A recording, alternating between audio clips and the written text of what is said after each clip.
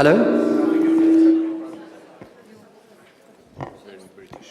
Hello. I think we'd better get this final and hopefully, and I'm certain, the best panel off the ground. I agree, because we're not quite sure whether it's referring to the past or to the future, but I'm going to let my panelists decide that for themselves. I'm Tim Judah. I'm the Balkans correspondent of The Economist, and I'm also currently a fellow at the Institute for Human Sciences in Vienna.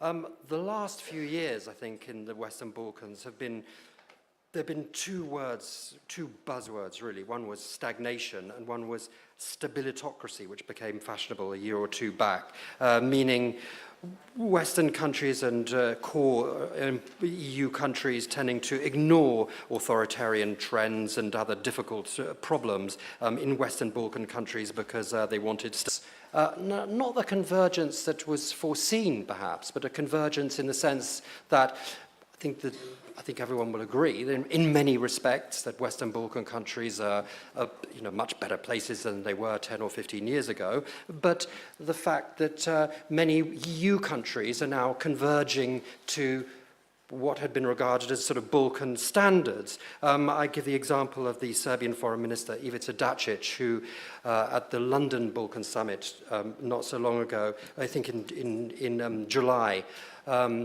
he was mocking the fact that outsiders tend to lecture Western Balkan countries on rule of law and political interference, and saying, well, we're going to Warsaw and you're going to be lecturing us on rule of law. Those are not his exact words, but that was definitely the understanding of what he meant. And is he wrong?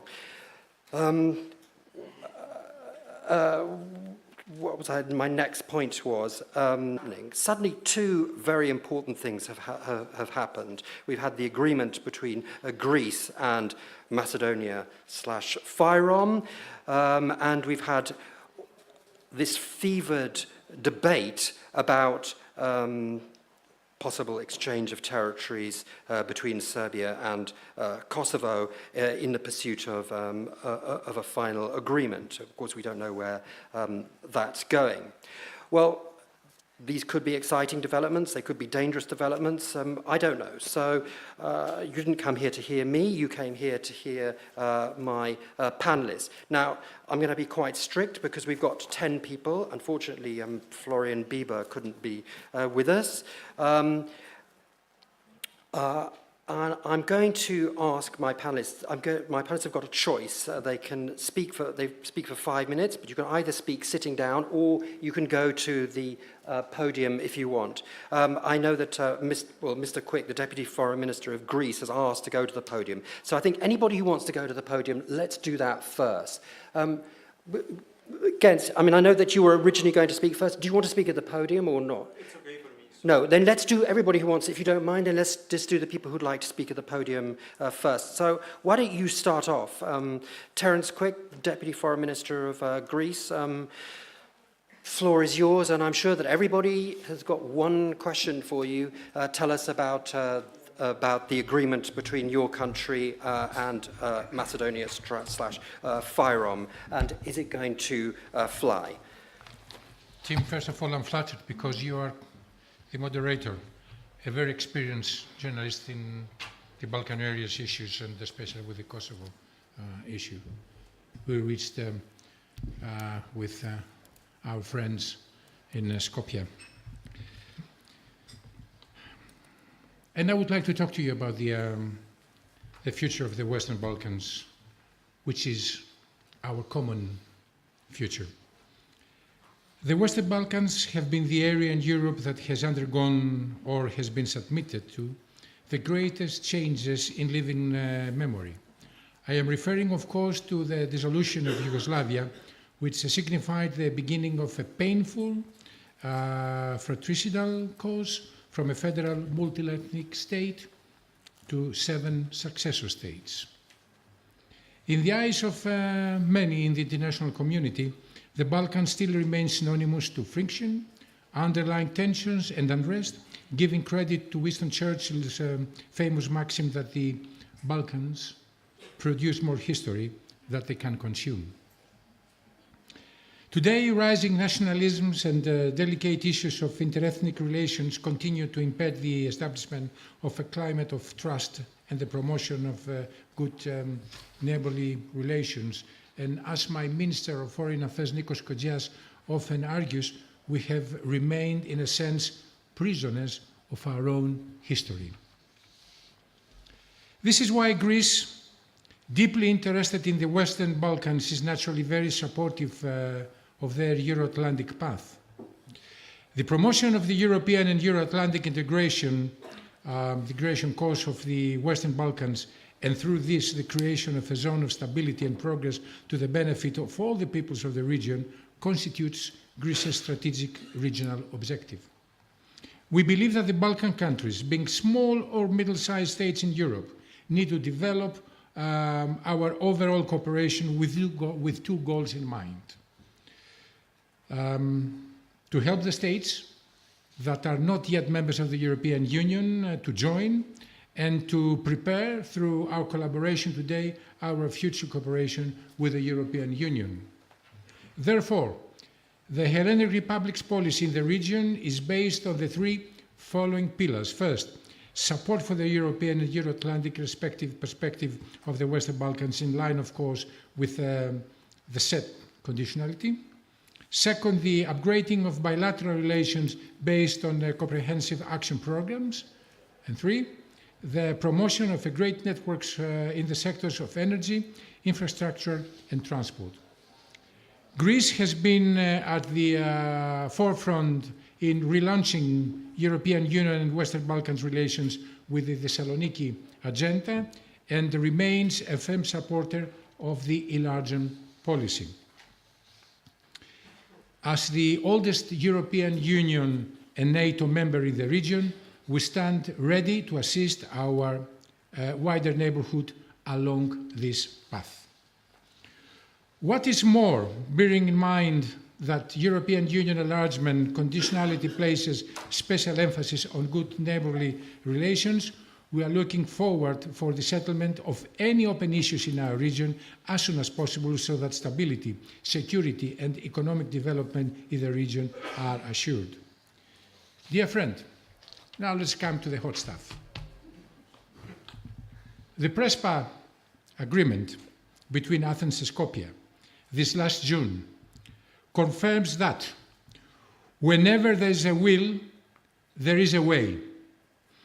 In my opinion, it is a great example of what can be achieved when two sides are ready, in a true spirit of cooperation and goodwill, to proceed with the difficult but unavoidable steps in order to reach a mutually beneficial settlement of their differences. That is why it has been hailed by international academia as an agreement of two countries, a bilateral agreement for the benefit of many countries, and a great achievement in diplomacy. Certainly, it involved difficult and often painful compromises. And my friend from Skopje knows that very, very well, and we do as well. As it touches upon sensitive issues of history, identity, self-perception, and national sentiments. But if you're walking down the right path and you're willing to keep walking, eventually you'll make progress. What's also true is that the political cost incurred on governments on both sides, yes, it pains. I must declare that, it pains.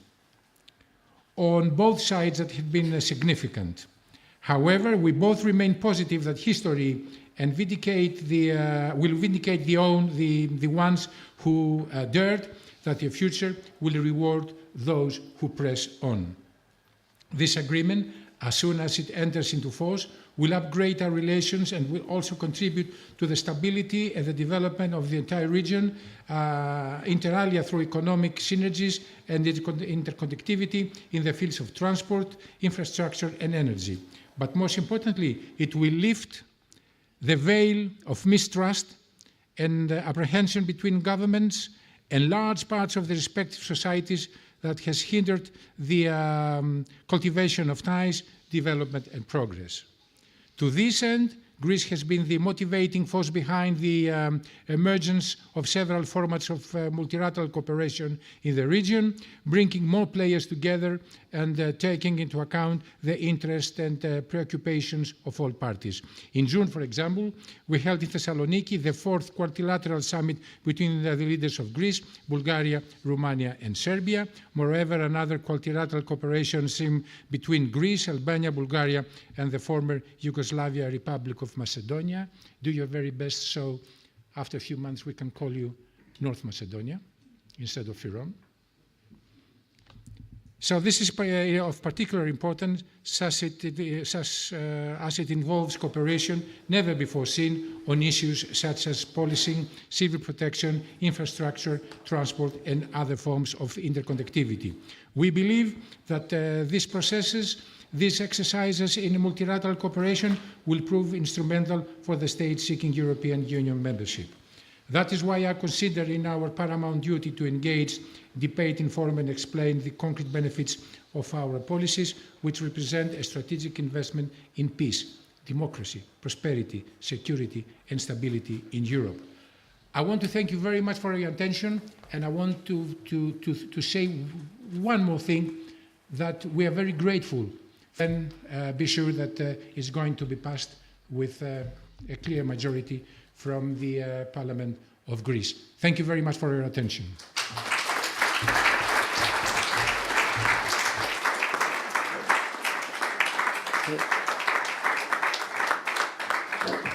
Thank you very much. I was going to ask you just one question, which was if it's passed in Macedonia, Fyrom, will it pass within Greece? But you said very clearly it will. It will. It will. Oh, well, that's very encouraging news. Great. Now, but which is, of course, an extremely important question. Okay, now, is there anybody else who wants to speak at the podium? If not? No, it's like you don't have to. There's no problem, but just that if you would like to. No? Yeah, I can do that. Okay, fine. But okay, so we're now... Was I okay with the time? We can talk about that later. Yes. Okay, well, I'm now going to hand over to Gens Sakai, Deputy Minister for Europe and Foreign Affairs from Albania. So over to you. Yeah, okay, thanks a lot for the floor. It is truly an honor to be part of such a panel and stand in front of such distinguished audience. Aiming to be short and concise, I will immediately delve into the very heart of the matter, despite the risk of sounding too critical or coming across relatively too blunt. The very dilemma of this panel, whether there has been lost years in Western Balkans or new hopes are springing, deserves a very realistic account. Retrospective analysis objectively enables a lot of room for criticism, because it is very easy to identify the opportunities missed and the mistakes done. However, any analysis for the Western Balkans and for the evolution of politics in Western Balkans should be grounded on realistic parameters and always taking into account the complexity of the region. There has neither been lost years in the Western Balkans, as most pessimistic commenters suggest, nor entirely new hopes are springing, as the most optimistic commentators proclaim. The progress has been relatively slow, which means that it has not been absent. And if the achievements are to be measured by European standards, the objective is still distant, but not necessarily unreachable. So there seems to be a tension between gradual process of self-transformation in the Western Balkans and European and standards for European accession in general.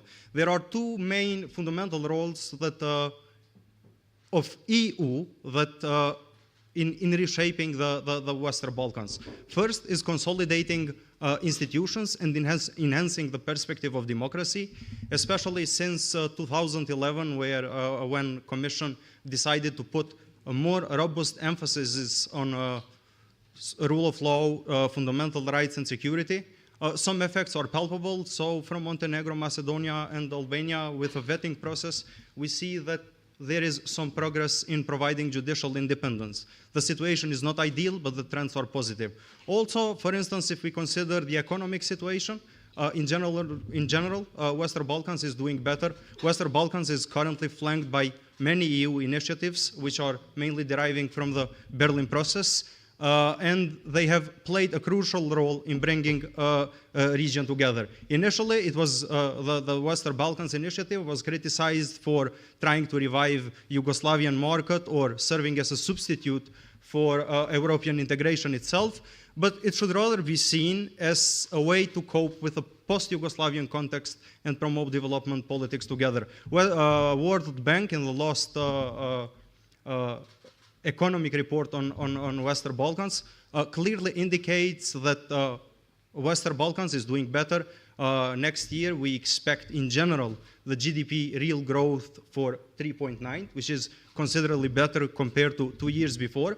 But as the report itself suggests, the growth is slow and it doesn't match expectations of population in Western Balkans in general. So it plays a crucial role.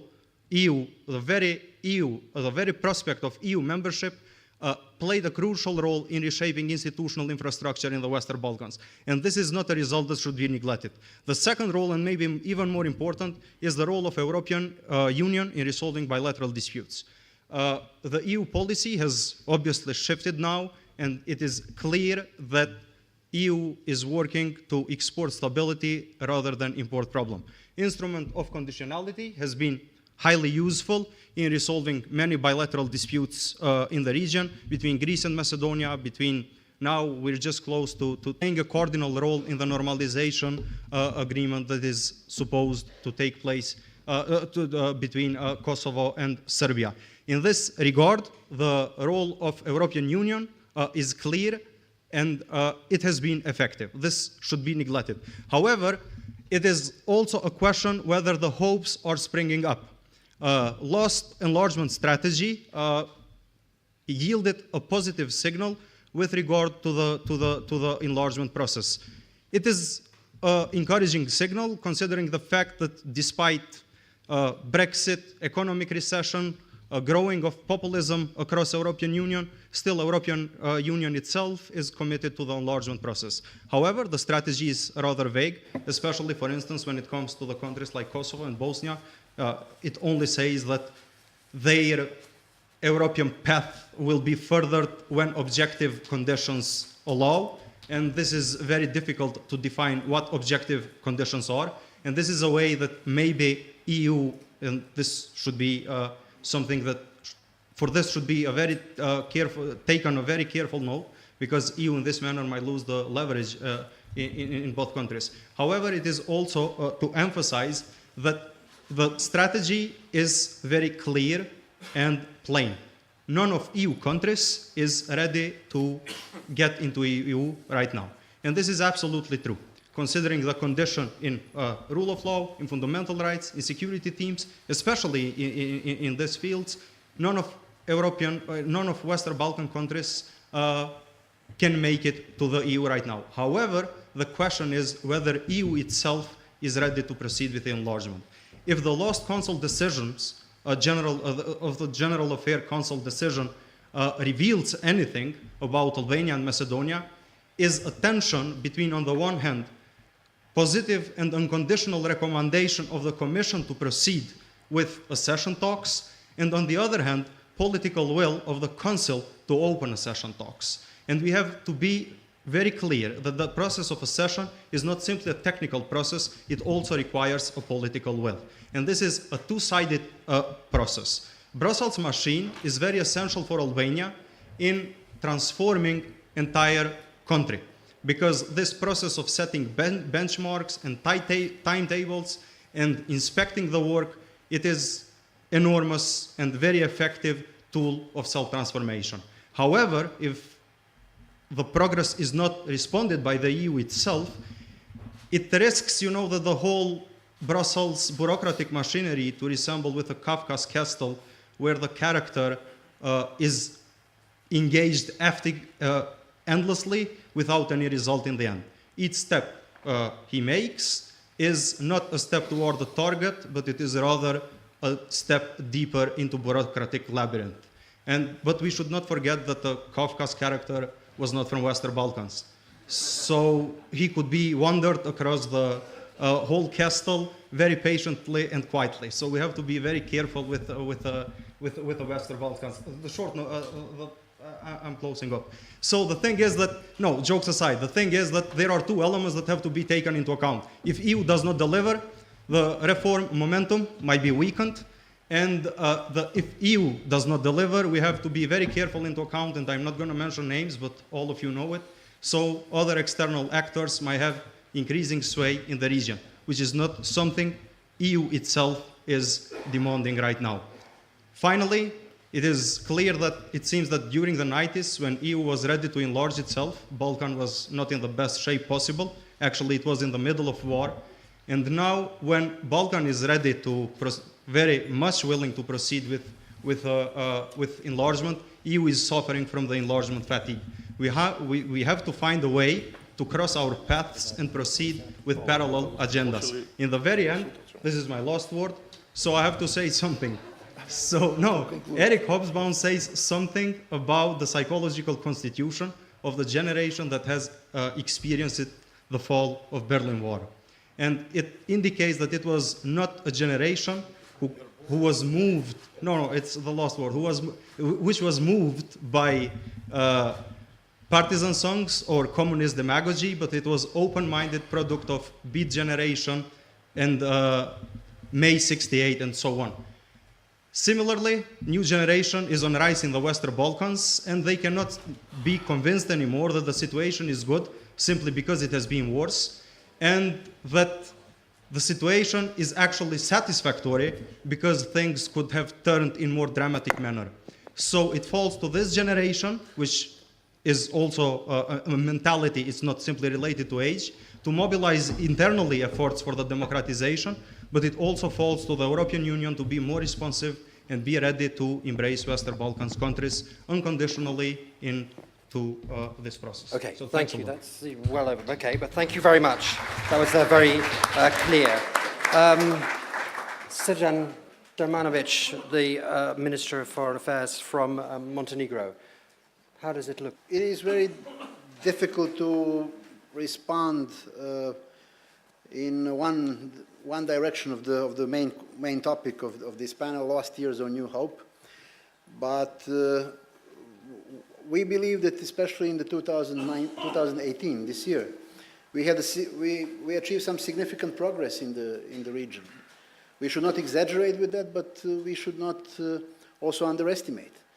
First of all, this topic that we mentioned from the beginning. It's a pretty much historic success achieved by Skopje and Athens. We should just point out that two governments demonstrated political courage and vision, working to solve one long-lasting issue that burdened all of us in the region, not only the two nations. Courage because they put themselves at political risk, both of them. In Greece, it is maybe, as we just heard, maybe a little bit less risk than in Macedonia, because Greek Parliament is expected to vote in favor of the deal. But I'm quite sure that the debate will be pretty much hot about it. While on the other side, in Skopje, they have to organize very important referenda on this issue that we can never say will succeed 100%. I firmly believe it. I firmly believe this historic success will be confirmed by the Macedonian voters, but you have to work hard. We find it as a historic success. Not because of we are friends with the two countries, we are, but it is in our national interest. We believe that each country of the Western Balkans expanding towards NATO and subsequently EU in the future is making Western Balkans the area of stability, prosperity and democracy. It is why we very much supported Macedonia in the framework of A5, Adriatic Charter, and in the other regional format to succeed in this story. And we are very much welcoming Macedonia in NATO soon. When they entered, they will be named Northern Macedonia, I believe. Then we had a strategy for Western Balkans issued by the EU Commission in February. Strategy has its importance. It clearly demonstrated the will of the EU to enlarge to the Western Balkans. Of course, we have to deliver. We, as countries, aspirant countries, we have to transform our societies, and we are doing that. Sometimes more speedy, sometimes more slowly. It's ups and downs process. But it is not only that enlargement is not put in question as a policy, but even time frame was mentioned. 2025. I know that not all of EU countries are quite happy with the time frame, with mentioning any time frame, but it is very important for us in the Western Balkans because it demonstrates that the EU wants us, that we have our European future. I think this is very important to mention that EU that although we have to deliver, EU have to give impetus to us. Because in the Western Balkans, we still don't have political majority in any of our countries that is anti-EU and can win elections. In the Western Balkans, Euro enthusiasts are stronger than Eurosceptics. And we should use this momentum. I know it cannot be tomorrow, but also EU has to demonstrate boldly the politics of enlargement. I know it is not easy with all the issues EU has to debate after Brexit and not the onset. And I think it is very important for the Western Balkans. After all, EU has strong competitors for the Western Balkans, and it is aware of that. But it is not only important to be aware, but to act pretty decisively in taking Western Balkans to the family of the prosperous Western nations. And it is the future. I believe it is the future of the region. So I would not describe these years as the lost years at all. Probably achievements are not that great as we expected, but they are there. As for Montenegro, we are now the clear front runner in the EU drive, in the EU accession process. We have only two more chapters to open and start closing more than we closed, only 3 so far. But we believe we can do better than 2025. We are realistic that maybe it will not happen before, but we believe that we can do it. Our other pillar of our acting in the region is the policy of good neighborhood, with our neighbors and friends. So Montenegro is, I would say, does not have a pessimistic but rather optimistic view of the region. It is how we behave, and how quickly all this will happen. It is not always easy to say. So I think I stick to the time. Yeah. Thank you very much. Yeah.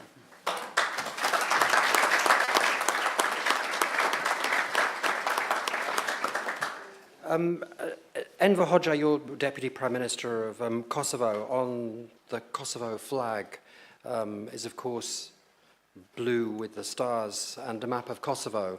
You know what I'm going to ask you. Do you think that if you come back next year that the map of Kosovo will be altered on your flag? I think neither the flag nor the country.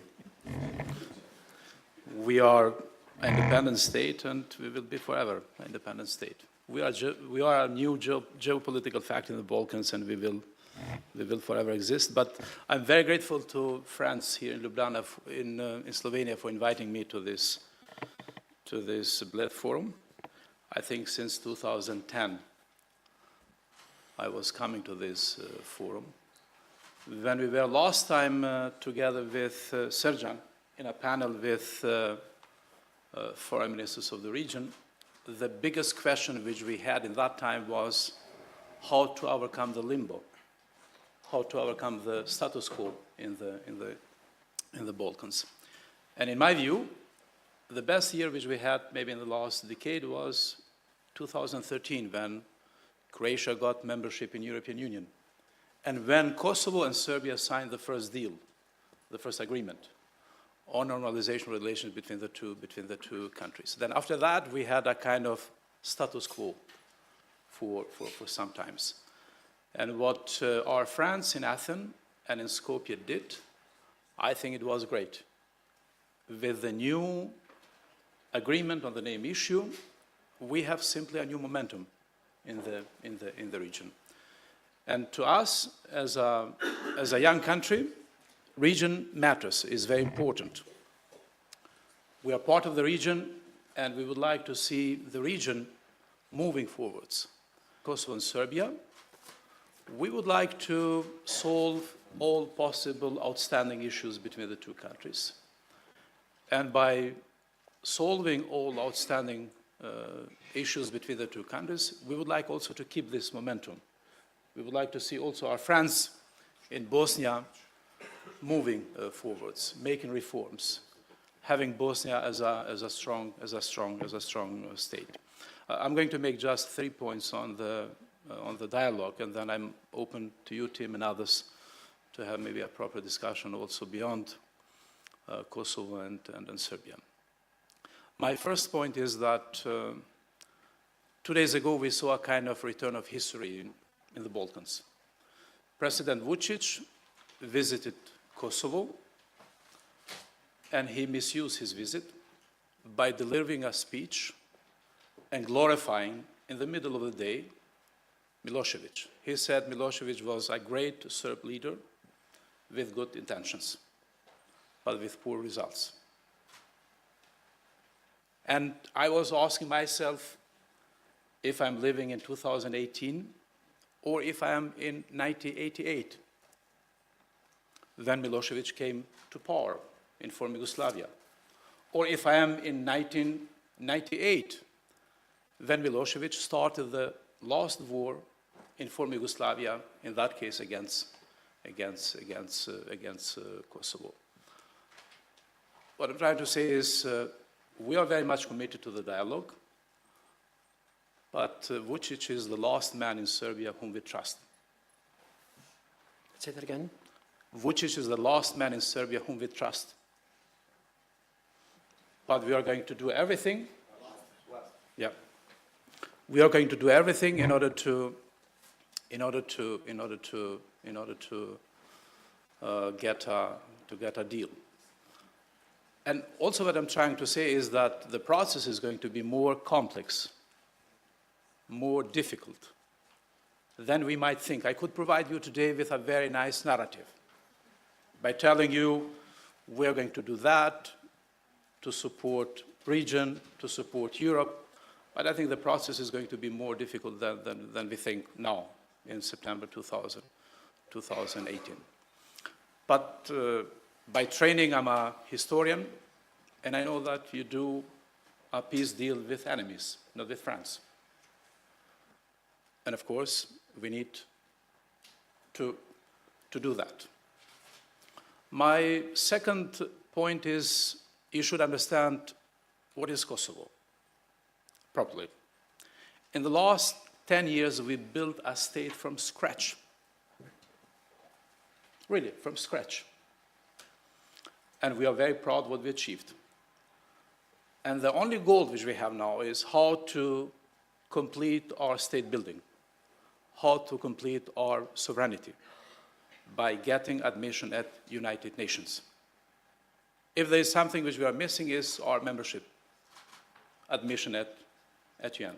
I mean, otherwise, we are a state like other states in all parts of the world. And I'm going to be part of the delegation which is going to negotiate together with President Thaci, with our colleagues in Belgrade.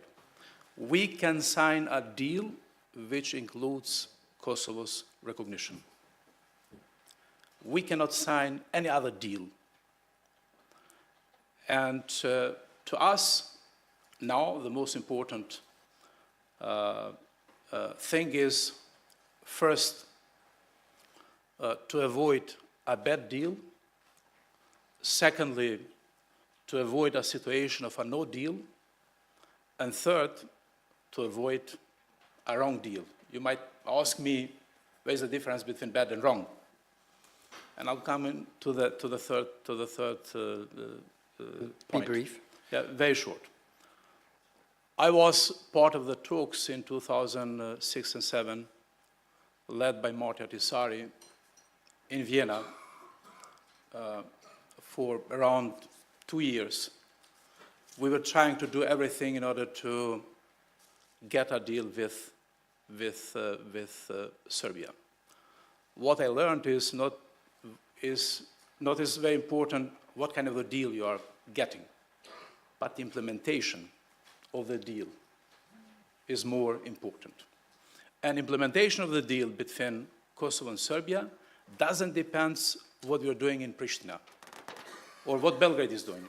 It will depend from the international context. What I'm trying to say is Brussels is important, European Union is important to us because Brussels is the best platform for normalization, but solution for Kosovo is Security Council, New York. We need to get admission there. That means we should not be naive and believing whatever Madame Mogherini or some other friends might tell us that they can do or cannot do. Great. My very final remark, I was involved in foreign policy items in the last 15 years. And what I saw was that we have some periods of time which are open for change, like our friends in Skopje and in Athens and Skopje did. And we really believe that this half of the year and maybe the next spring might be time for a change. We might have a new momentum to reach a deal between the two countries. But the process is going to be more complicated than we think. We are willing to do what we can do in order to keep and preserve our independence. You know what for us is an independent Kosovo? It's predictability, stability, and security. And I would ask all of you, would you like to live in a country where you cannot predict your future? This is the reason why we are going to face a very, very complex process in front of us, but we are going to do the best. All right, thank you very much. I'm just going to ask you, be a bit unfair to ask you like one question, just haven't asked the others one question, but like perhaps you can answer just yes or no, because this is really what everybody wants to know. If the deal was the north of Kosovo to Serbia, Preševo to Kosovo, and recognition and UN membership, would you accept it? Yes or no? Sorry? This is a yes or no question. Like, oh, no. If the north goes, I mean, you're asking a politician, and you are waiting to provide you with a. Would you accept as a politician if the north goes to Serbia, Preševo Valley comes to Kosovo, recognition by Serbia and UN membership? Would you accept that? I think what we would accept is to complete sovereignty of Kosovo within the current border, to remain a multi-ethnic state and a multi-ethnic society. And this is what we did together with you in the last 10 years. But that question, I could provide you with a long answer. Don't provide me with a long. We said a yes or no answer, really. No. That's what everybody wants to know. Say it again. Is it yes Are or you no? kidding? Okay, fine, great. So that's like a no comment. Fine, all right. We understand that's a no comment. Fine, we're going to just to change gear a little bit, and we're now going to go to Srđan Majstorović.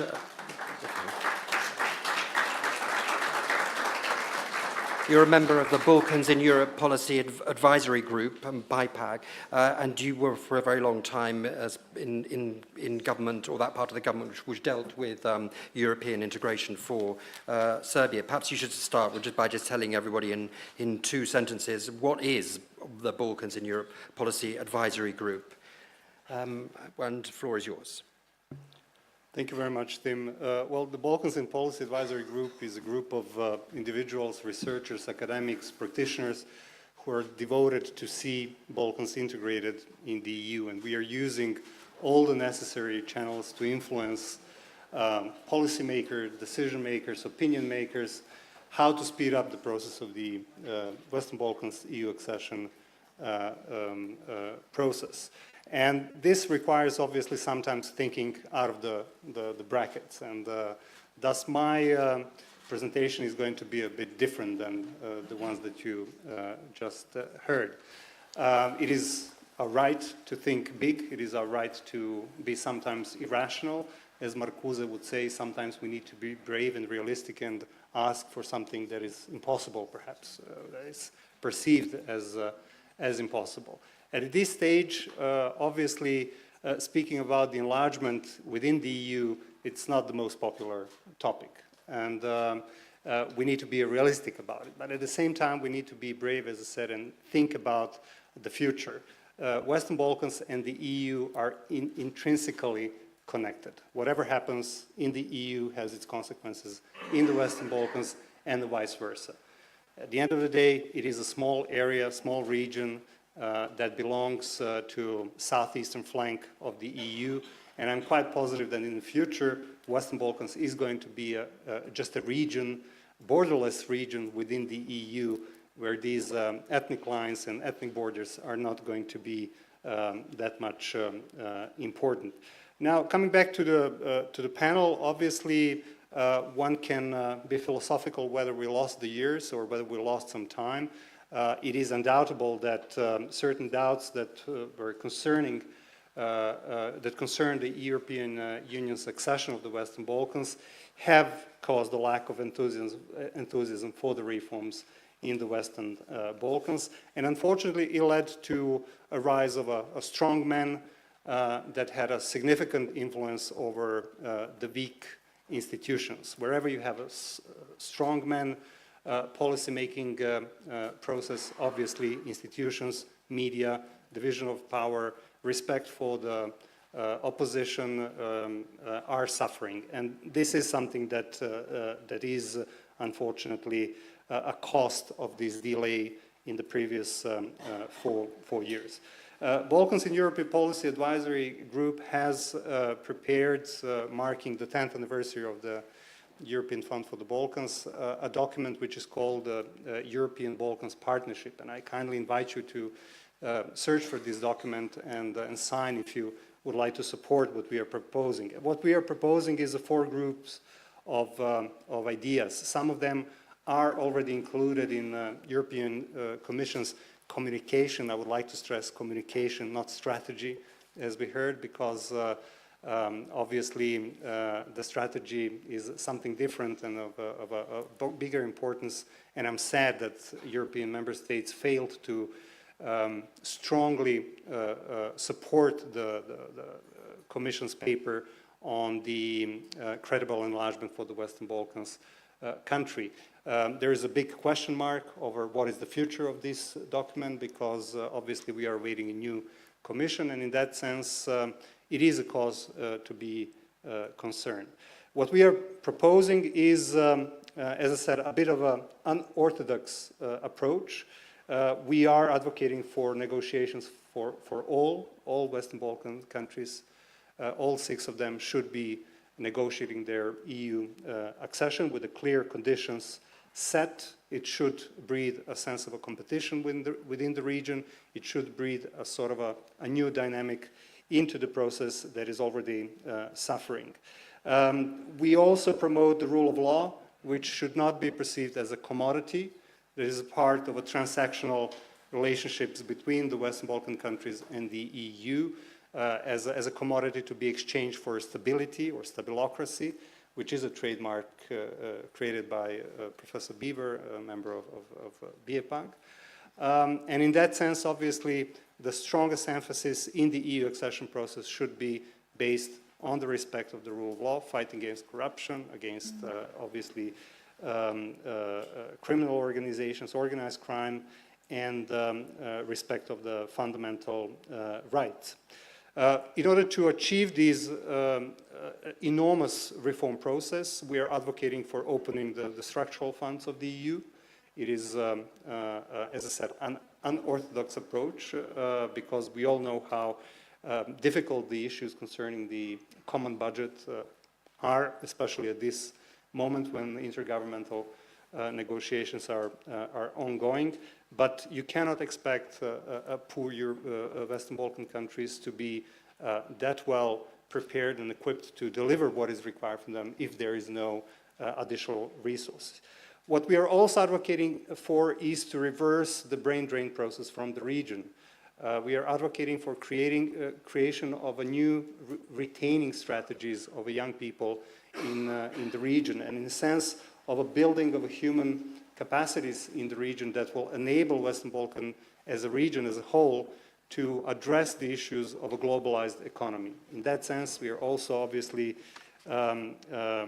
advocating strongly for creation of a regional hub of education, in the sense of creating a regional hub of excellence, something similar to Natolin College of Europe or Bruges. We don't see why Western Balkans should not be a place where young people from Western Balkans should meet and exchange their experience and maintain in the region. Tim is giving me a sign, and I will just try to finalize.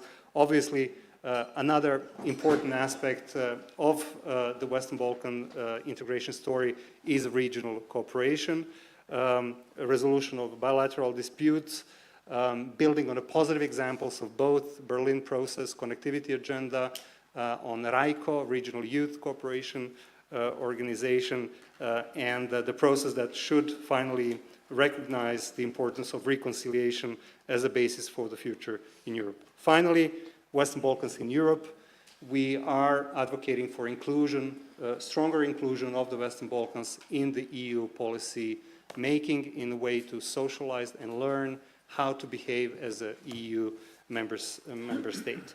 I will conclude by saying that we heard in the past couple of interventions that sometimes EU does not deliver. I would pose the question, so what? What if EU doesn't deliver? Does this mean that we as the citizens of Western Balkans are going to be satisfied with the lack of the rule of law, about the conditions, about the lack of choice? The governments in the region have made that choice.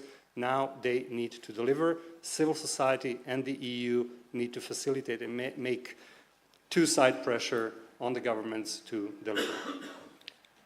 Great, thank you. Thank you very much. I mean, behaving like EU countries, but I mean, we don't have time for this at the moment, but do you really want to behave like Romania or Hungary or Poland at this moment? But okay, just briefly. Now you're playing Dacic. Well, I'm not. This is a fact of life. Okay. Hedvig Morvai, you're the head director of the European Fund for the Balkans, which helps good people all over the region. Are you feeling optimistic about the future? Well, if you go back to the title of the panel, I would say lost years and false hopes. And I would say the picture is even gloomier than it was before. And I would say there will be even more lost years coming. And it's not only because the political elites in these countries in the Western Balkans and the societies in these countries will behave similarly as they behaved so far, but it's also because the new realities in Brussels and in the member states are quite complex right now. So it's not the moment to be too optimistic about the EU perspective of the Balkans, even though there were some very good news coming end of last year and beginning of this year. I was speaking in similar events, repeating how important it is that this positive feedback is coming from Brussels, the communication of the Commission which was published in February, that there are some new initiatives, that there was the Sofia summit, that there was the upcoming London summit. All this is over now. And I think we can forget about the new communication, we can forget about dates, we can forget about new approach, because what we see is business as usual. And what we saw in the past 10 years is that business as usual was not delivering. So I would describe this situation as a complete chaos, because now there are even false hopes. Earlier, we were more or less clear about the situation. There are troubles in the EU. There is a series of very, very serious challenges in the EU, starting with the economic and financial crisis in 2008, and the institutional crisis, etc., migration crisis, then Brexit. We all know what's going on. There was enlargement fatigue, which is understandable, and simply the region is not delivering. So I would like to ask a question to ourselves. What kind of EU membership do we imagine? What kind of EU members would we be in 5 years, in 10 years, even if the door is really open? And into what kind of EU would we integrate? What will we find there? So I think, I mean, what Srdjan was saying, we need a completely new narrative. We need a new EU narrative and EU perspectives narrative for the Balkans, and we need a new development narrative for the region which goes beyond to the EU accession process. We have to talk about the real issues, and we have to do everything in order to create out of these countries prosperous democracies, stable democracies, countries in which people want to remain, from which they don't want to emigrate. Brain drain is a serious issue. And let's not false ourselves. It's not that young people are leaving to study and then they are finding ways to stay somewhere. No, these are families who are packing their things, who have jobs, who have houses, who have mortgages, and they just leave because they cannot stand the situation. Sorry, I belong to the generation who cannot be patient anymore. I cannot. I am engaged in change-making in this region, in developing this region, in developing my own country, and on regional cooperation and in real development issues. I'm not a politician, I'm coming from the civil society, so that's why I can speak like that. And I'm very impatient because I'm contributing and I don't see the developments which I was hoping for and to which I was trying to contribute. And I consider myself a failed change maker because I cannot see these developments even in the next 10 years. So let's forget about this theater.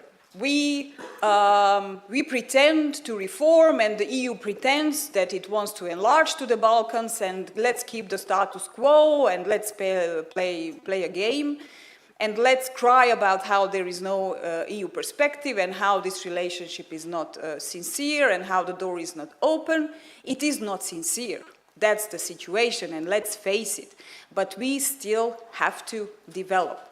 And the EU and Brussels has to recognize that if it wants to stabilize these countries via the EU accession process, because it is the process which can help these countries to develop into a state which would be a proper state for these countries to have real perspectives in a future European project, it has to change its relationship towards the region. It has to build a new kind of partnership.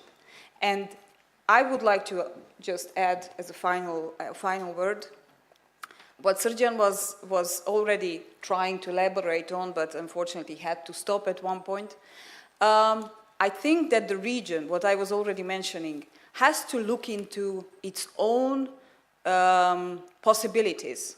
Look into the real resources, the real options which are out there in order to start developing real strategies, real development strategies, which are not depending so much about whether Brussels is sending positive messages or not, or whether one chapter is opened or not. Forget about the chapter theater. It's the question of real developments. Let's deliver, let's do what we have to do, and then that theater can also go on, and the technical process can go on, and one day the EU, which will be fine there, we will see whether we can integrate into it or not, but the region has to look into its own resources. And one of the points I want to make, because maybe that can open also some kind of a discussion, let's look into what kind of human capital the region still has, and how can we invest in that human capital. How could Singapore develop the best school system in the world?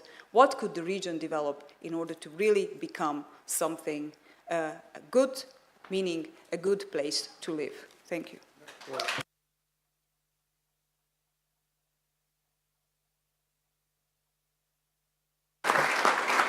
Well, thank you very much for that. Thank you very much for that extremely powerful intervention, Hedvig. Thank you.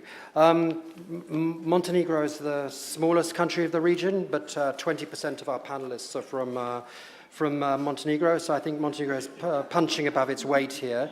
Momčilo Radulovic, you're president of the European Movement, which is also civil society. I mean, does what Hedvig is saying, do you feel the same way? No, I feel much worse. So first I will tell you that the spark is very small, but the big fire starts with sparks. So also Montenegro is very small, but Trump told us that maybe we are so aggressive that we might start a third world war. So don't underestimate us, please. So please, Hedvig, don't use any more words like narrative, strategy, or communication, or whatever, because I'm getting allergic. I'm starting suffocating when I hear narratives, strategic developments, this and that. We don't need that anymore in Western Balkans. We need actions. We really need finally some actions. We don't need May, June, July, August visits of the highest commission, because I call it now, I think it's a special brand, a special name for this. I call it integration tourism, you know. Come in the winter time, please, come in the winter time. Because, to use the Game of Thrones, the winter in the Western Balkans is going to be very long and last too long. So basically, you know, the approach of EU towards Western Balkans is, don't do as we do, do as we tell you. So basically, I smell double standards. I smell hypocrisy. You know, in 2003, I was 15 years younger and 35 kilos, you know, less. And a little bit more hair. You know, I have 7- and 4-year-old kids. You know, from this perspective, they will be very old teenagers if we approach EU. We had a movie called EU Strategy for Communication, but they call it Strategy EU 2025 for us. And that movie was playing only 2 months, 3 months, from February till Sofia. So this 2025 was somehow lost in translation in Sofia Declaration. It disappeared. Look at it. Look, you know, there is this game with the matches, you know. Find 2025, and somebody, we say, is it there? No, is it there? There is nowhere. A little ball with 2025. And we are a little bit fed up of this game. We know, yes, we are experiencing problems. But aren't we all? You're telling us that we should share European values, and I completely agree. But in my country and the country of the Western Balkans, I can see that we are sharing those values as well. But I'm not very convinced that some of the European countries are sharing those values. Minister just mentioned All the governments are pro-European governments. All the governments of the region are the pro-European governments. Can EU countries say the same? Are all the governments of the EU are pro-European governments? I seriously doubt. There are some governments where neo-Nazis are sitting inside. Not to mention far right or whatever, call it whatever you want. I will not mention countries by name, but we all know what's happening in some of the countries of the EU. Are they a good example? No. Nonetheless, we don't want to look up at those bad examples. We want the best examples, but also in the best examples, you also see some things which are not very good. You know, yes, we are experiencing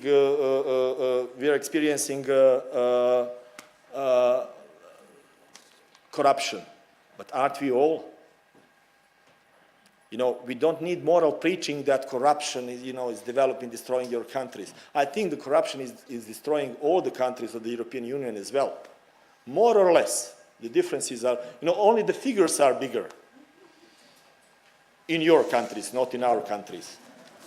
So, in this moment, enlargement policy can be pictured with 3 basic words: fear, no leadership, and no vision.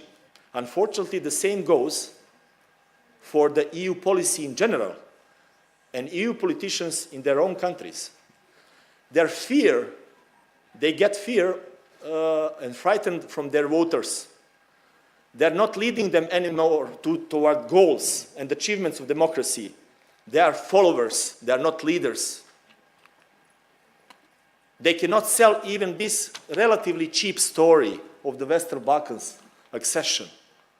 How, less than 20 millions? Or for example, Montenegro, we are a statistical mistake. We are 620,000 inhabitants. If you look at our infrastructure, our society, whatever, political system, it's completely acceptable even in this very moment, not to mention in 7 years from now on.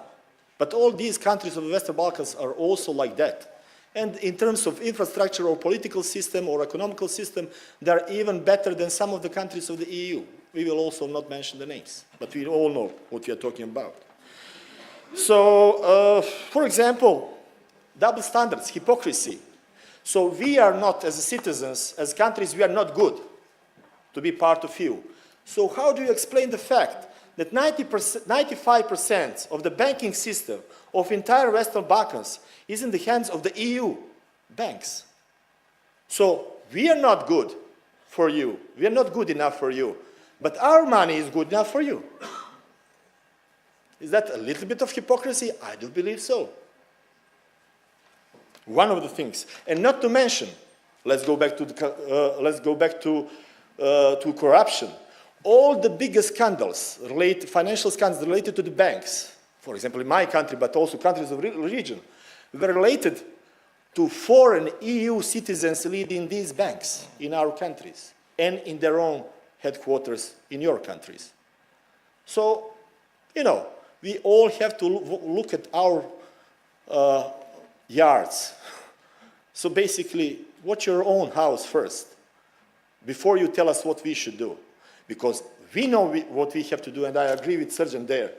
We have to clean up 1 more minute. And for example, one more hypocrisy. All Berlin process is 1.5 billion in future. One investment, one loan, credit, and one job of Chinese in the smallest countries of Western Balkans, Montenegro, is 1 billion. It's a question. Also, a lot about the pricing. Macedonians and Greeks, they create unbelievable efforts and they achieve historical agreement. Very weak Macedonian government needs all the support in the world. And you don't give them opening of negotiations. My God, is that possible? And you postpone that and then you come and take pictures with them. You are good guys. Their voters, they are shaking their heads. They've been expecting much more and they got nothing. And now we are all shaking, the whole region is shaking what will happen on 30th of September. And I can assure you, if there was opening of negotiations, there will be no shaking. There will be no shaking about the results. But somebody sitting in Brussels was not clear and brave enough to think in that way.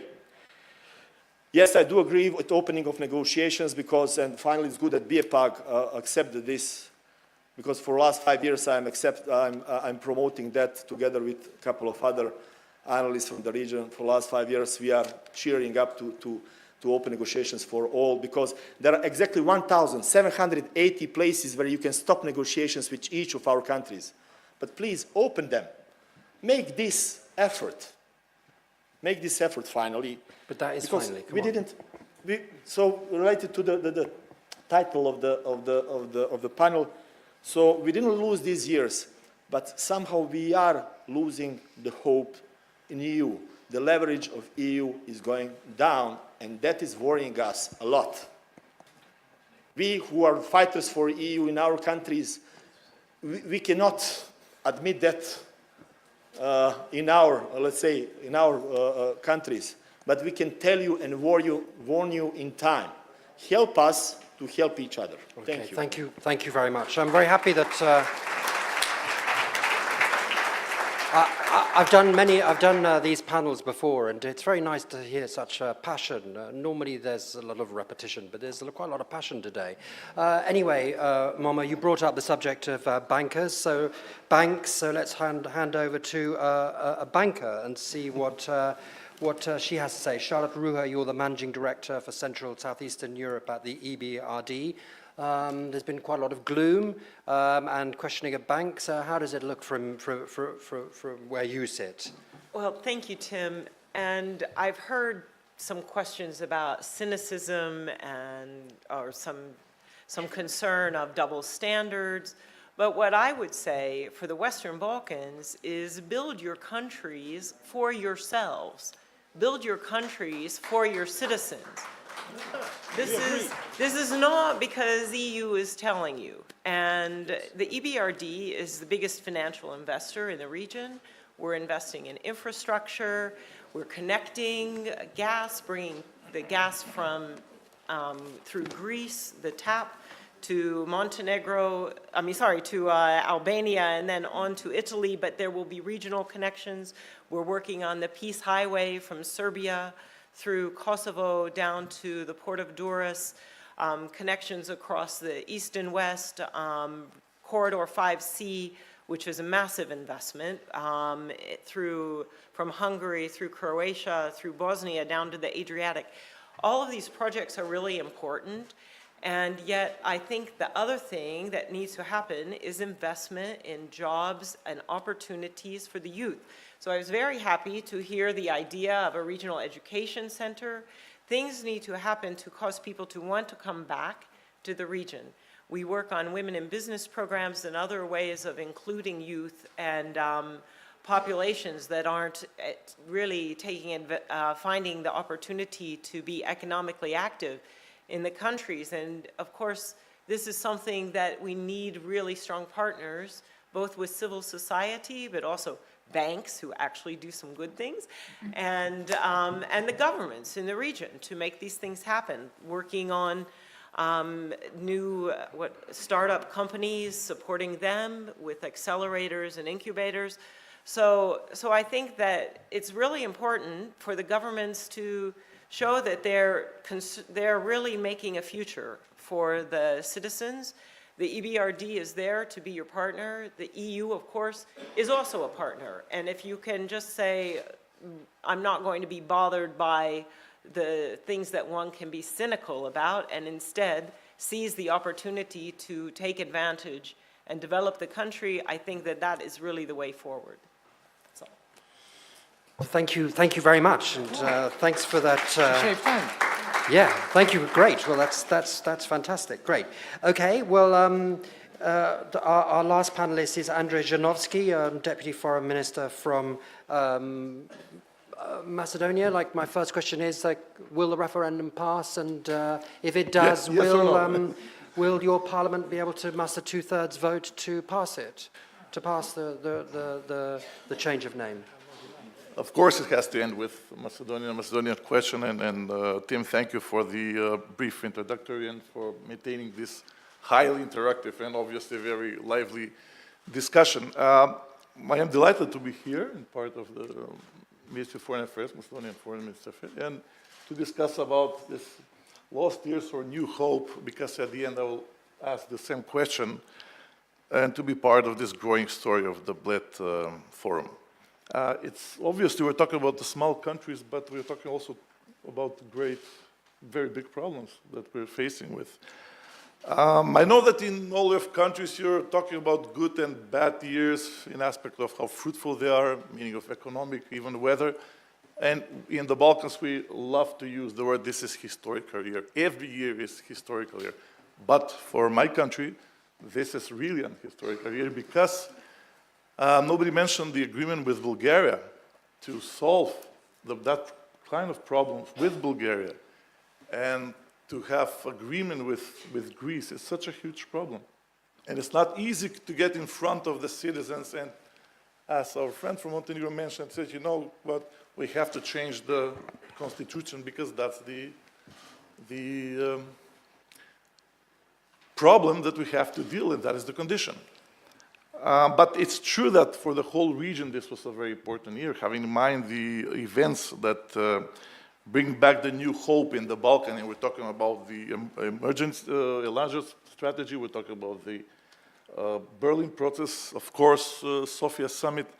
But it is now completely spirit in the Balkan. And at the EU summit, it was the foreign minister, Greek foreign minister, Kozias, and the foreign minister, Bulgarian, Katerina Zakharieva, who were advocating for Macedonia to start the accession talks.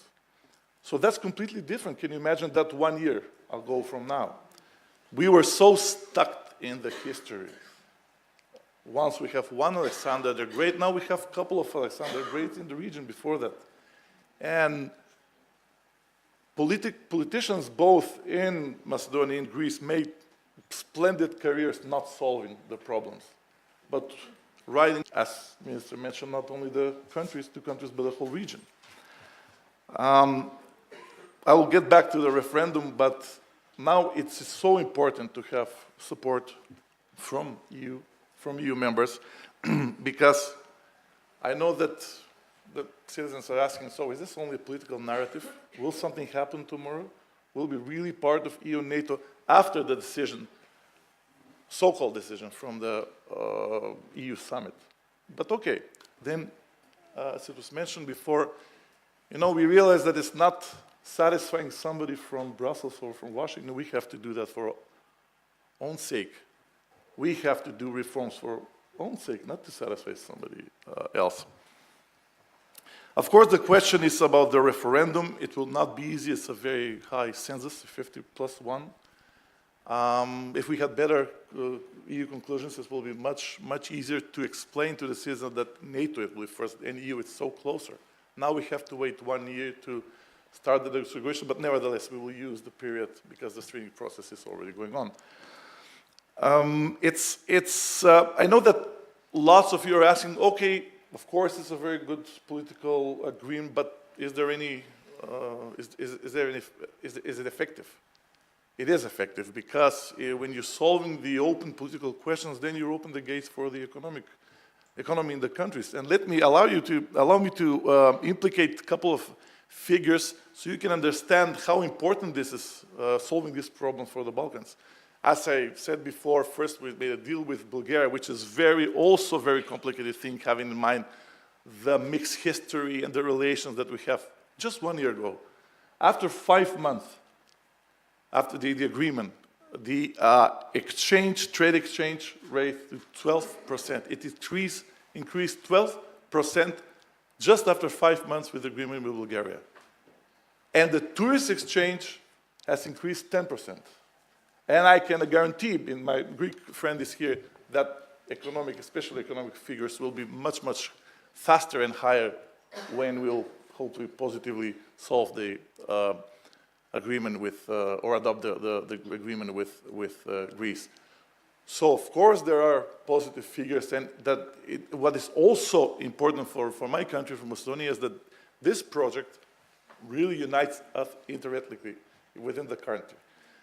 Now we are, about the referendum, we are together for the first time in the same campus. We have always, I spoke that with my Albanian friend, we have always a coalition after the elections, never pre-election coalition. But now we are in the same campus. So if you come to Skopje, you will see billboards with Macedonian language, Albanian language, of course, inviting citizens to go out and to vote for, because it's vote for. And it's really such important, also domestic issues to solve this. It's not easy, as I mentioned. I will conclude here. It's not easy. It takes courage. It takes leadership. It takes vision to do that. And one thing you have to do after 2.5 decades, you have to be honest and to say, you know, I will most probably pay the price for this. So maybe this is my last speech as a member of the Macedonian government. Maybe after it's very easy that if the referendum is not successful, you have new elections. But you have to be, finally, a new generation who is willing to pay the price, because there is something more important than my or our political career. That is the future of the country and the future of the youngsters. So, thank you. So, for us to be a patriot, it means that, you know, you have to respect the past, but you have to concentrate the future. Because at the end of the day, what is the difference between the ordinary politician and the statesman? The ordinary politician is always thinking about next election, but the truth statement is thinking about the next generation. Thank you for that. Okay, thank you very much. The polls show the referendum will probably pass, but can you get 2/3 in Parliament to get it through? Yes or no? The answer is very positive in this aspect, because at the beginning of the campaign, we are in the middle of campaign, also the opposition said that, you know, each of us will respect the outcome of the referendum, because it's much bigger than the position of the political parties. What is uncertain is the official position of the opposition in Macedonia. Most probably they will not call for boycott, but either they will not call for participation in the elections. And then we have to, because as I mentioned, the census is very high, we have to have some participation of some circles from the opposition. But I'm quite convinced that Macedonian citizens are very aware and that they recognize the importance of the momentum, because it's not only about the agreement, and the question is like that, do you support the agreement? Because that allows us to be part of the EU and NATO. Of course, the EU will consolidate the democracy in the country, but it will also increase the stability and security, because, as we heard, we still have open questions in the Balkans. All right, thank you very much. We have an innovation in this panel. We have somebody called the keynote listener. So I'm going to hand over to Adnan Cherimagic, who's... Sorry, may I ask something? Yes, please. Yeah, go ahead. Because Nikola Dimitrov yesterday said something very, very important, which I'm going to translate it. I'm going to tell you in English. I have it in Greek. He said, in the past, we sacrificed the reality with the mythology. Now we are sacrificing the mythology with the reality. And reality is what counts now. And he's right, isn't he? I think we have to, describing what was happening in the past and what's happening now in the Balkans, we have to change the word. It was lost hope. Now we have New Year's in front of us. Thanks. Great. Well, as I was saying, we've got a keynote listener, Adnan Cherimagic from the European Stability Initiative, ESI. You've got 3 minutes, and then we're going to open it up for the floor, but briefly, because we're running out of time. So over to you, Adnan. Good afternoon. Thank you very much for the opportunity. I was a part of the Young Blood Strategic Forum, where there were 70 participants. Part of them were from the Western Balkans, but most of them were from the EU and rest of the world. We debated, we discussed, we exchanged ideas, not territories, and we learned quite a lot. From artificial intelligence, to smart communities, digitalization, digital community, and gender to conflict prevention. We also, to a certain extent, discussed Western Balkans.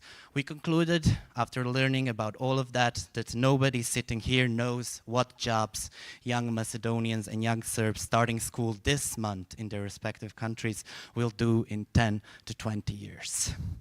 But even I don't know what I will be doing in the next 5 years. But what we know is that all of them will have to be able to read and understand what they read.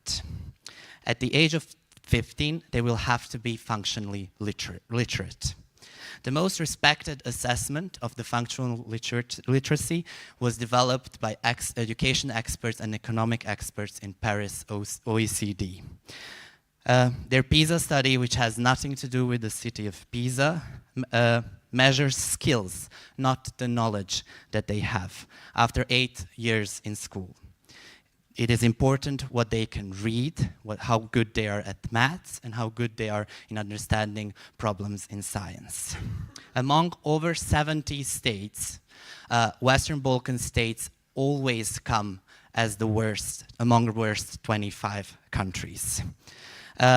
Kosovo, for example, only 2 countries are worse than Kosovo, Algeria and Dominican Republic.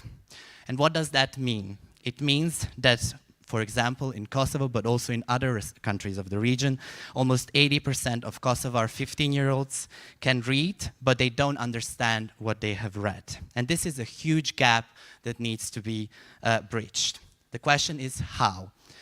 We need to look at those who regularly top among 25 best countries in PISA OECD studies. And if I tell you that it's Germany or that it's Switzerland or Canada, you will say, well, they're different. But there are also countries who 20 years ago were similar to the countries of the Western Balkans, such as Slovenia, where we are, or Estonia. They've managed to reform their education system to get to the top of the world when it comes to the OECD. This year was the first year that all Western Balkan countries took part in the OECD study. Next year, there will be results of this OECD study. There is no reason for us to believe that their results will be better than the 3 years ago. So my proposal for the next BLED Strategic Forum is to bring education minister from the region and to bring education minister and experts from Slovenia and Estonia and to exchange your experience, how you managed to succeed in all of that. And one concluding remarks. I will conclude. I will use the words of the youngest politician at this panel. He said, "It is not enough for you to say it is not enough to say it was worse before, and it is not enough to say that it could be worse in the future." That brings me hope that there will be more politicians spending sleepless nights thinking over education and not territorial disputes, and that the new years will bring also hope. Thank you.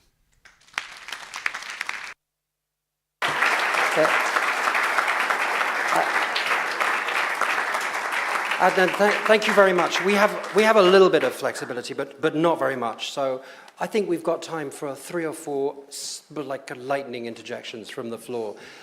But really, we have to keep them very brief. Please just say who you are and then make your brief interjection. Who would like to be first? Come on, we don't have time to waste here, otherwise I'll ask a question. Who has the card? No person. There's no one, right? There's a lady over there. The lady in red. Thank you. Yep. Okay. And remember to introduce yourself. Sonja Stojanović-Gajić, Belgrade Center for Security Policy.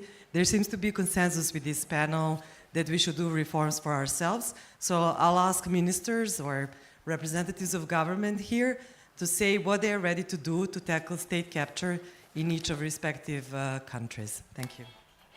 Okay, let's have another question. So one question on state capture. Okay. Come on, who's next? Okay, well, like who would, come on, like, has anybody, who would like to comment on state capture? Don't be shy. I mean, that was a direct question. I'll take the Okay, but be responsibility brief. Great. Okay. to go say a ahead. few words on state capture. Lost enlargement strategy of the Commission clearly concludes that entire Western Balkan as a whole suffers from the state capture, and we should tackle this. And in case we want to tackle this, the action must be taken now. It is very important to get this quite alarming message, because if comparisons are allowed, in contrast to Agenda 2000, which was designed for enlargement of Eastern Europe and for Central and Eastern Europe, if you read the Agenda 2000, you see that Europe itself is much more involved in the process of transforming countries. In actual case of a lost enlargement strategy, you see the need for the states themselves to mobilize their efforts to tackle with the state capture. And this is very important because it has been said here that, you know, the reforms are for ourselves and not for the EU. And this is very important to be emphasized. And of course, we should take the responsibility to do that. Actually, Albania is proceeding with a vetting process, which marks the fulcrum of the judicial reform. It is going to contribute in the independence of judiciary. And it is important to mention that the vetting process has started to yield results even before it was put in place, because judges and prosecutors were resigning immediately since the law passed. Now we are in the process of completely restructuring the judicial system, and of course, this will play a role in tackling state capture. Of course, there is a lot that is being done with building new judicial institutions and stuff, but it is also important to mention that Albania is the only country in the Western Balkans that has proceeded with a vetting process in the police. So this is going to be translated in the near future with a more credible security institutions, which are clearly a necessary steps in tackling state capture. All right, thank you. Who else would like to comment on that? Would anyone else like to comment on that? I mean, it's something that is often raised against Montenegro and against Kosovo. It used to be said about Macedonia, so we don't have time. It's changed in Macedonia, but do you think that's unfair in Kosovo and in Montenegro, this issue of state capture, where this question does come up?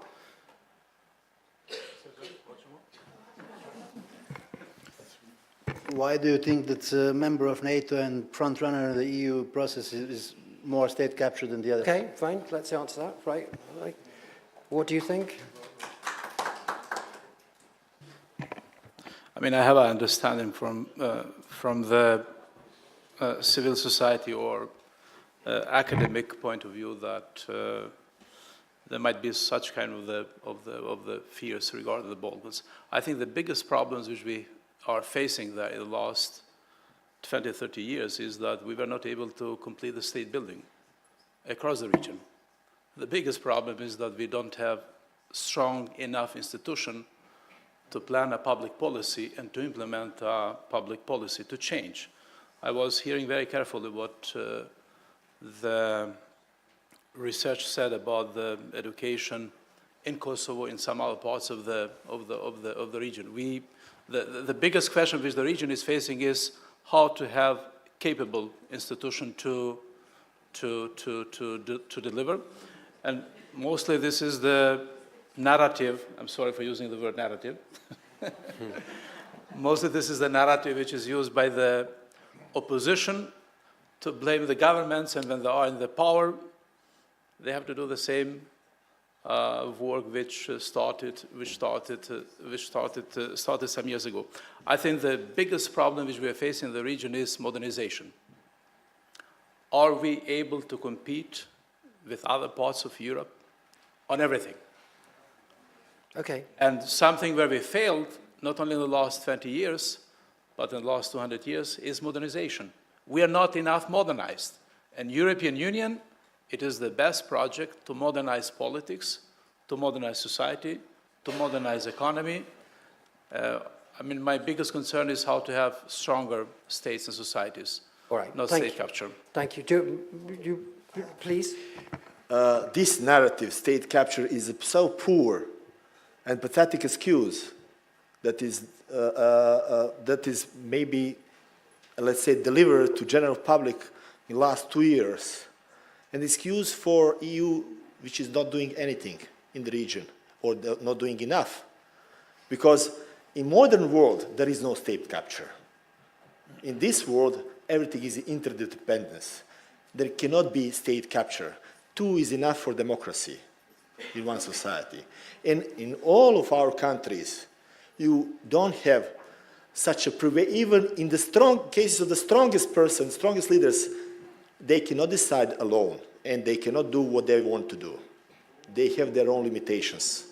And if you know the systems from inside, you will find that those limitations are even sometimes even much higher than it can be seen from outside. So right. this state capture is, you know, it's a chewing gum. Okay, well, I hear grumbling in the audience. Okay, yeah, please. Has Serbia been captured? Sorry, yeah, I think this is one of the most serious questions for the Western Balkan countries and the governments to address. When you have a system where parliament is not performing its role, when you have a system where media is under unduly influence from political parties, when you have employment policies which are not based on the merit basis, when you have an influx of people into the system not based on the quality of these people, I can call it captured state. This is a... Yeah.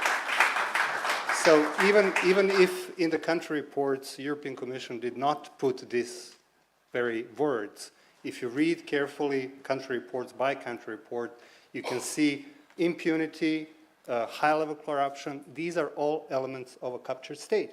And this is why I'm addressing this gathering, to be more active and to address these issues. If you have ministers who cannot prove their money where they get it or whatever, get rid of them. Show us that you're serious. You don't have to be optimist or pessimist, as Mr. Barnier was yesterday quoting Jean Monnet, but you have to be determined. And this is something that we don't see in everyday life. Do you think that Serbia is a captured state? There are elements of a captured state in Serbia as well. Do you think that some countries in the EU are becoming captured states? Well, this is another pair of shoes, and obviously in some countries there are creeping elements of a captured state and unduly interest on judiciary and media. And, all right, I'm sorry to rush you, but there's a lady over there. She's got her hand up over there. And then another lady over there, and then we'll have one, and then another lady over there, then that's fine. That's fine. Hi, great. My name is Nina Page. I'm a researcher at the University of Ljubljana, and I was really impressed today that the ministers said that they don't want to talk about the narratives and the communications, but actions. And this morning we had an amazing lecture about one of the most important actions that we have to take to save our planet in the future, Sustainable Development Goals. So, as you are the ministers from the country, and this is the most important agenda on the planet that we should all be dealing with right now, I was wondering if one representative from each country could tell me which sustainable development goal by number they want to implement by the end of their mandate. Okay. Yes. Unfortunately, we're never going to have enough time to do that. We can run 15 minutes over, but not 15 months over. Okay, let's just take the two other ladies. So and then we'll come back to the panel. That lady, and then there at the back, and then that's it. And then we'll have we'll hand over. Okay, please. Marika Jolej from Balkans in Europe Policy Advisory Group. Question for Mr. Hodja, you said that Mr. Vučić is the last man in Serbia that you trust, but then you continued by saying that you're going to be a member of the delegation who is going to negotiate with him. So that's a bit of a contradiction. So can you elaborate on this specific statement? How can you see any potentially positive outcome of the negotiations if you don't trust him at all? And how can there be anything positive for the future of the region without trust? Thank you. Great. And then finally the lady over there. That's it? Yeah? Hello, Jovana Marovic from Montenegro. Let's not forget that the first and main reason why we are not step closer to the EU, it's because the Western Balkan countries are still the Wild West, you know. Our political elites are not ready to change. Our political elites never experienced democracy as such. They are controlling state administration, they are controlling public resources, they don't want to change. So basically the EU is not that much devoted to the Western Balkans, but the first steps has to be taken from our region. So thank you. Okay, that sounds great. That sounds like a statement, not a question. So let's just say, Enver, there was a very clear question for you. You don't trust him, but you've got to negotiate with him. We don't trust him, but this is, I mean, he is the only man with whom we could make a deal, and maybe within the process we might be able to build a new trust. The main concern which we have in relation regarding the dialogue between Kosovo and Serbia is not only what kind of the dimensions, what kind of the elements a final agreement between the two countries might have, but how much will we might see on the Serb side to implement those agreements. We had a dialogue which we started in 2011. We reached so far 28 agreements. Some of them have been implemented, some of them not. Some of them partially implemented because of the lack of the will in Serbia to deliver. And this is the reason why we still don't have any trust on him. And in my view, he's not Zoran Đinđić. Aleksandar Vučić is not Zoran Đinđić. He's not a European, he's not a modernizer. And what he said 2 days ago, he just again invented the same images which we had about him 20, 30 years ago. And if we are talking about state capture, then I think Serbia is a model. We don't have not only some elements of the state capture there, but he is controlling everything in Serbia. I think we might be able to build trust. Our job is to negotiate with him. Our job is to see him changing the public opinion in Serbia. But our job is also to deliver a new agreement. Okay, well, in the end, obviously, I suppose the answer is you make peace with your enemies, not with your friends, don't you? So, okay, who wants to talk about sustainable development for 30 seconds? Well, Charlotte, sustainable development. There was a question about sustainable development. Maybe, Charlotte, you're not a minister, obviously, but you're supposed to be developing Europe. I don't go for remembering every one of the numbers, but I would say on sustainable development, EBRD is supporting these countries in so many elements, particularly on youth and gender equality, but also to have the environment, on climate. So, you know, I'm not, like I said, I don't remember all the numbers, but I think that investing in the future is exactly the thing that needs to happen. And so clean water, you know, and having a proper process in the governments so that the investments that the countries need to develop are taking place and in a transparent and really sensible way. This is the way of the future for the countries. So sorry, I can't comment Okay, on well, the I'm sorry, we're going to have to have, you're going to have your own personal panel on that one. Hedvig, you've got like one last comment. Yes, I would like to say, in my opinion, if there is any real EU perspective for the region, it cannot be without the region becoming part of the solution of the future European project. So the region has to understand that it has responsibility to take in reshaping the EU, and the EU, meaning the member states, should offer this opportunity to the Balkans to get involved, because that will mean a real partnership and the real wish to integrate these Balkan countries and eventually to use the capacities in these countries to redesign the future European project. Okay, 1 second. Okay, 30 seconds. yeah, please go ahead. But 1 second, go ahead. Okay, well, but just get a move on. Hurry up. Go ahead. I just want to say that... If everybody wants a second, just go ahead. So I just want to say, European integration process is the motor of all reforms in our countries. It is the motor of all democratization processes in our countries.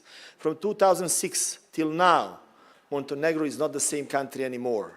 We are the leaders in the process of European integration and in negotiations. If you compare everything, what was happening in Montenegro 10 or 12 years ago and today, it's not the same. You like it or you don't like it. Maybe somebody is not satisfied with the development at the speed, but if European integration process does not proceed on certain higher level in all countries, including mine, it will be in danger for democratization of all our countries in the region, and it will be danger for Europe as well. So please help us to maintain this process and help us to speed up European integration. I do believe that we agree with that. Yeah, thank you, great. One more sentence from anybody else? No? Yes? Would you wanted to say something? No, because we're now going to, I'm sorry to have rushed everybody, but a panel of 10 people, that's the way it is. I'm sorry about that, but I have to say thank you so much, because this has been, as I say, I've done these panels before, and this is the most passionate one I can remember in a long time. And also, it's great to have like some good news, like finish the job. That's great. Oh, well, yeah, great. Tell them. Yeah, great. Yeah, okay. Okay, we're now handing over. We're now handing over to Andrei Logar, the State Secretary at the Ministry of Foreign Affairs. Thank you, Mr. Logar, for hosting us, and over to you. Tim, you're great. No, you can't. No, we've got. Okay. Well, let me say that I really enjoyed this panel, although I didn't listen from the beginning, but I like this panel. I believe this... We've got to listen to Mr. Logar, so please sit down. Don't go away. Don't leave it. Yeah, don't leave. This is the best bit comes at the end. No, not really, but really I enjoyed this panel, and as you said, having 10 panelists, it's a disaster. But you managed well, so I congratulate you. But let me say, after 2 days of, very inclusive, fruitful, dynamic discussion, sometimes even innovative, creative, and provoking as today, we have come to the end of this year's Blitz Strategic Forum. This year had more than 1,200 participants from all over the world. How many? 1,200. We have engaged in more than 30 very interesting and stimulating debates, and I would like to thank each and every one of you for contributing to the success of this important event. Needless to say that we tried to dig deep and provide out-of-the-box discussions on the most relevant topics, which are right now in the focus of international relations. We mixed political and security issues with issues which are relevant to the society as a whole. Blitz Strategic Forum, needless to say, has become important institution. Also, we are grateful for that to you, all those who have participated in the last 13 years. It's our joint project and our joint work. What we are trying now to build in the future, also with your help, is an inclusive society of politicians, civil society, members and economists, which gather every year in this place and promote values and solidarity, mutual understanding, and willingness to engage in difficult debates in order to bring answers to the most pressing issues of today. Sometimes we are more successful, sometimes less successful, but one thing is certain. We will be back also next year and try even better. With this in mind, I would like to take this opportunity to congratulate everybody who have contributed to and organized this forum, and especially to our partners who stand behind us every year and give us impetus to try to get better every year. With this in mind, I will close this year's forum and wish you all safe travel back home, especially those coming from faraway countries. And again, see you next year. Pencil in the dates. September the 2nd and the 3rd, 2019. Same venue, different debates, and I hope same colleagues and friends. Thank you very much.